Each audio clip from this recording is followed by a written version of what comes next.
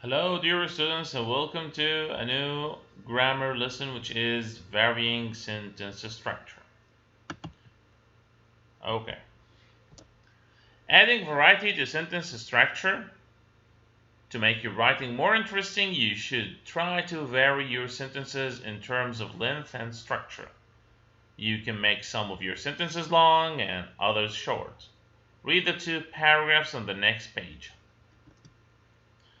As you see here, we have two paragraphs. Read the paragraphs below. Choose the paragraph that is more effective. The first one, I love living in the city. I have a wonderful view of the entire city. I have an apartment. I can see the Golden Gate Bridge. I can see many cargo ships pass under the bridge each day.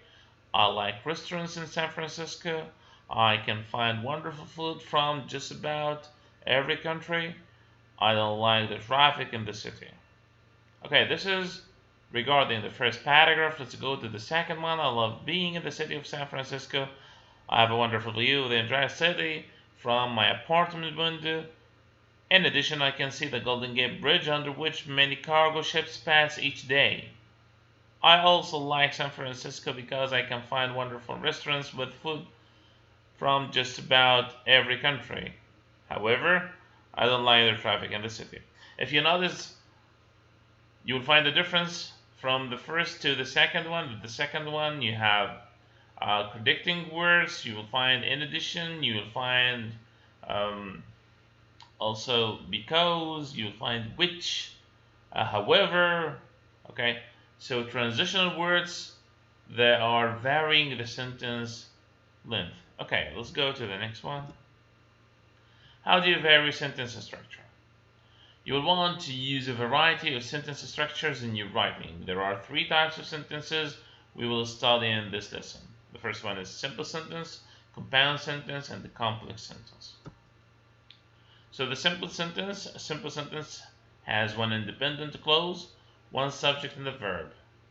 As you see here, I live in San Francisco. We have a subject, we have a verb. It gives a complete meaning, so we call it independent, and it can stand alone by itself. Compound sentence. A compound sentence contains two independent clauses that are joined together. As you see here, she works in the city, but she lives in suburbs. So you have here but is connecting both of them. This is compound sentence.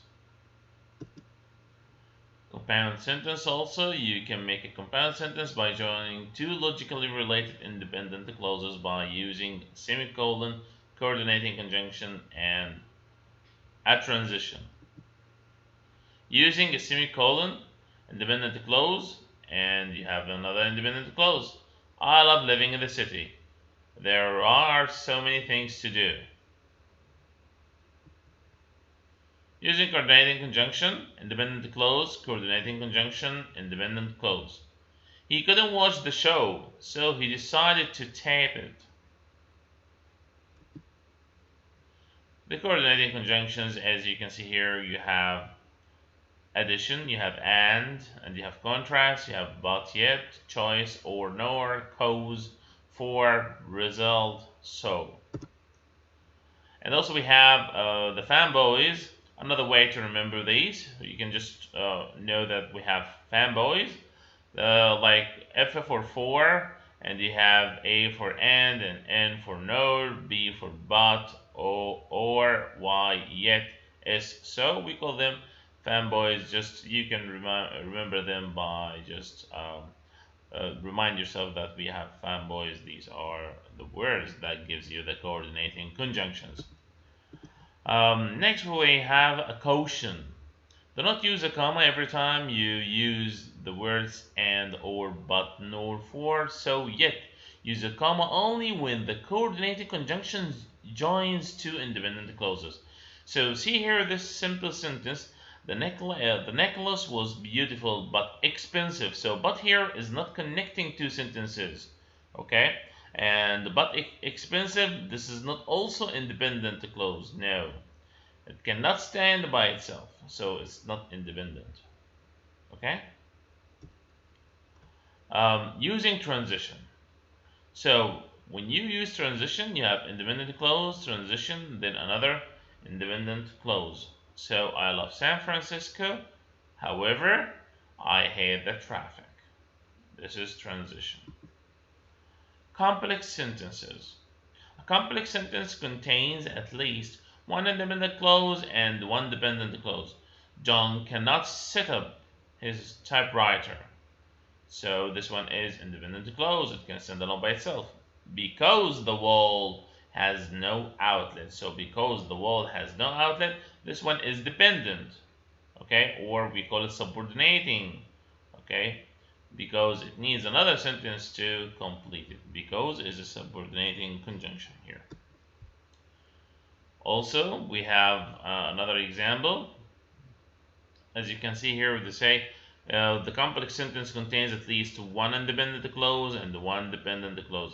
She will go to school in the city until she finds a job. Okay, so until, this one is dependent, it uses a subordinating conjunction. Complex sentence also, it uses a comma after dependent clause if it begins the sentence. So when I first moved to the city, comma, I was afraid to drive the steep and narrow streets. This one is independent, this one is dependent. Okay? And we should put in our minds that we should memorize the transitional words. You have for addition, you have moreover, furthermore, in addition, besides.